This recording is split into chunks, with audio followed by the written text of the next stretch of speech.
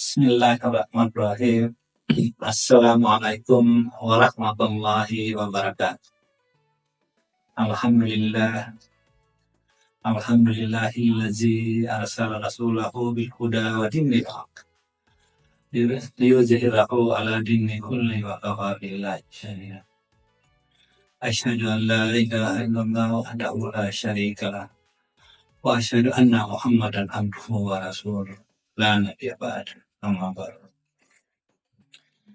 Puji syukur mari senantiasa kita panjatkan kepada Allah Subhanahu wa Ta'ala karena atas limpah rahmat dan inayahnya.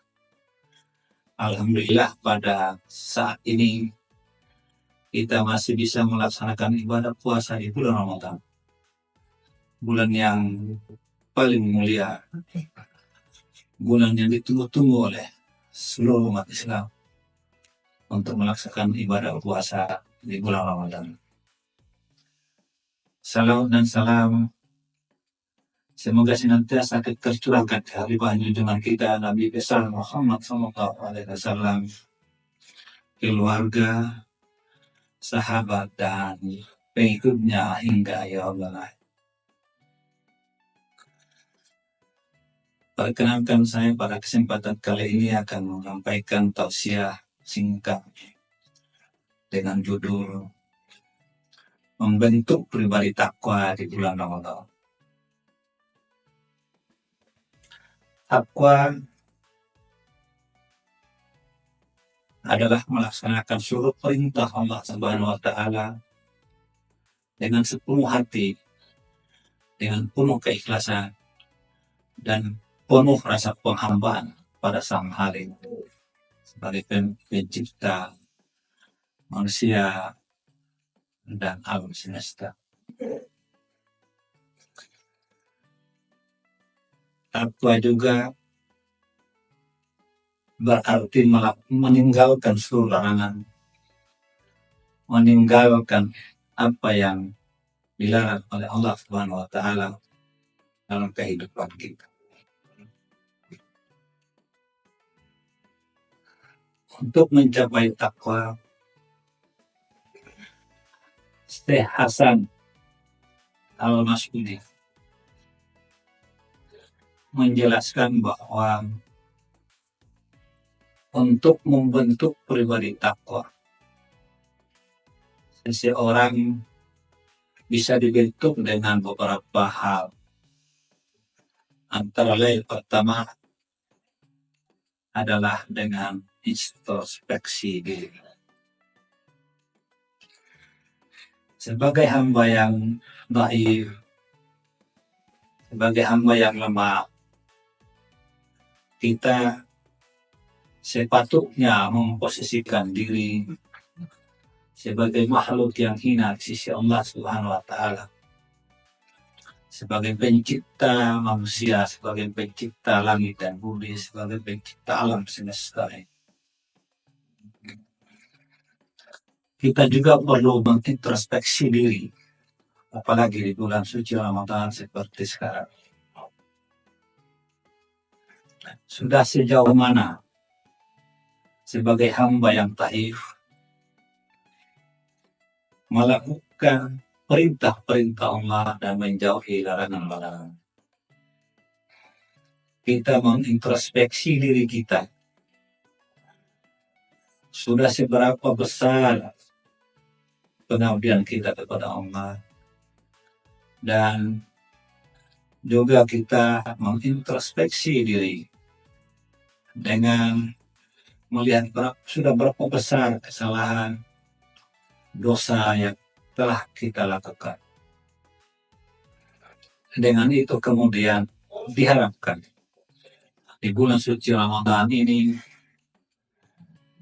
kita semakin meningkatkan ketakwaan kita kepada Allah Subhanahu wa Ta'ala. Karena dengan menyadari bahwa kita banyak kesalahan, banyak dosa, banyak kehilapan yang kita telah lakukan, baik kepada diri sendiri, kepada orang lain, mungkin bahkan kepada Allah Subhanahu wa Ta'ala. Maka di bulan suci yang mulianya bulan Ramadan tahun ini, kita sangat bersyukur masih diberikan kesempatan untuk berada di dalamnya dalam rangka meningkatkan kualitas keimanan, kualitas ketakwaan, dan kualitas penghambaan kita dengan memperbanyak amal-amal ibadah. Yang kedua, qanaah.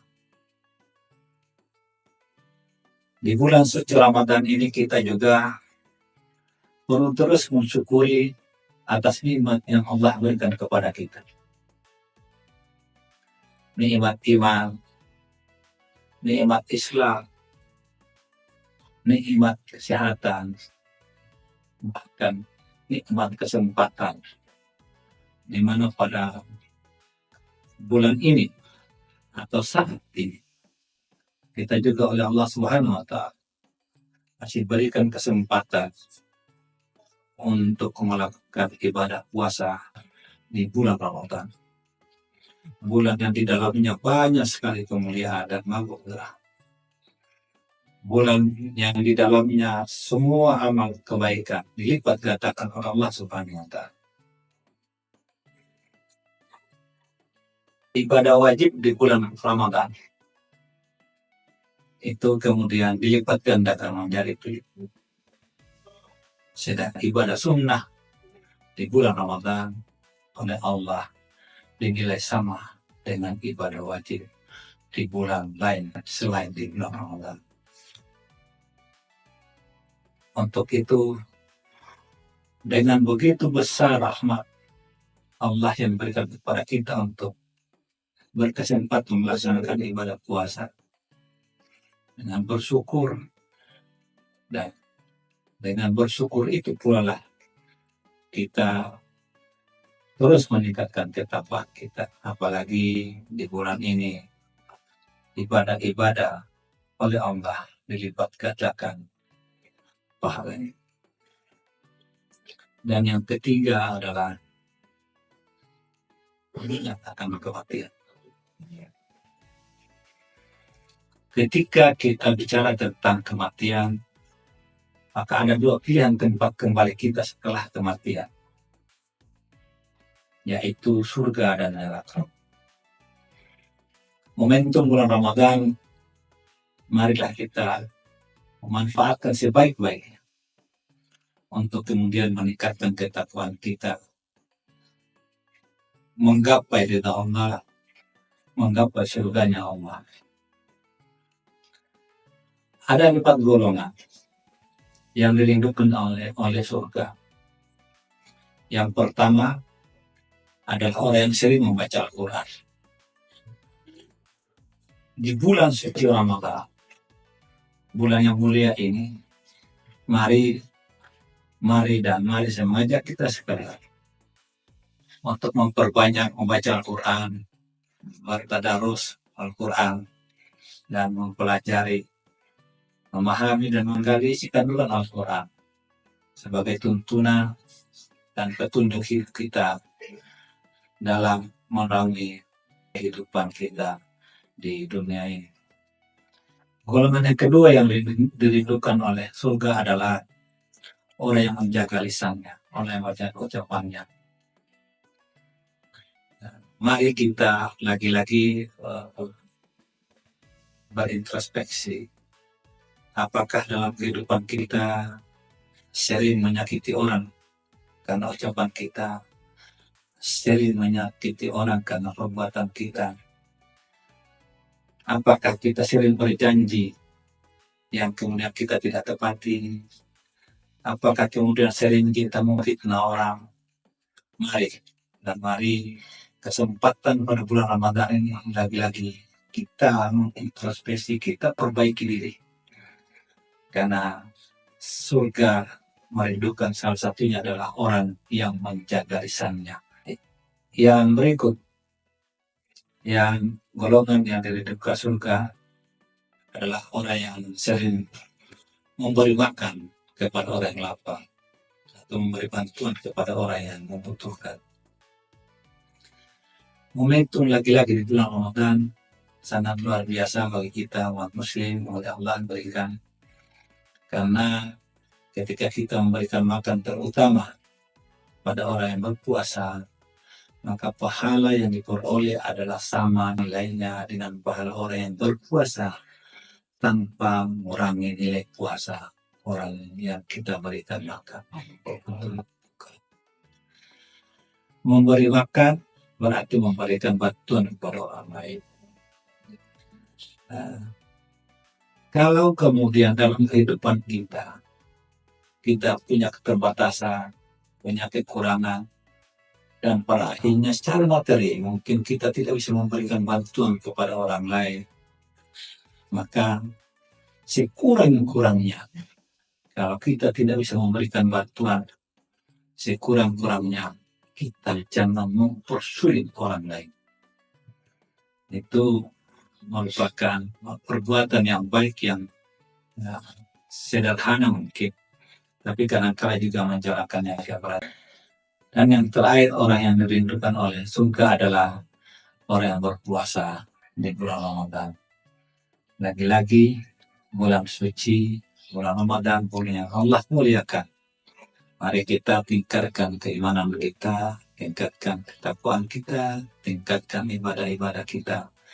Kurangi hal-hal yang kemudian bisa merusak nilai-nilai ibadah kita, bisa merusak hubungan sosial kita dengan masyarakat, apalagi bisa merusak hubungan kita dengan Allah. Momentum bulan Ramadan merupakan momentum bulan yang paling berharga karena kita bersyukuri, kita patut mensyukuri kita masih berada pada bulan Ramadan tahun ini. Berharap karena kita tidak bisa memastikan apakah tahun depan kita masih bisa berjumpa dengan bulan Ramadan. Untuk itu, mari di bulan Ramadan ini kita manfaatkan untuk meningkatkan kualitas takwa kita, tingkatkan kualitas kepada kita, dan iman kita kepada Allah Subhanahu wa Ta'ala. Sebagai hamba yang lahir, hamba yang lemah, kita harus selalu meningkatkan kualitas ibadah kita sehingga Allah bisa memberikan ridha dan maghfirahnya kepada kita sekalian. Mungkin itu sedikit yang bisa saya sampaikan pada kesempatan ini. Saya akhiri. Allahumma ila aqwamit thariq. Wassalamualaikum warahmatullahi wabarakatuh.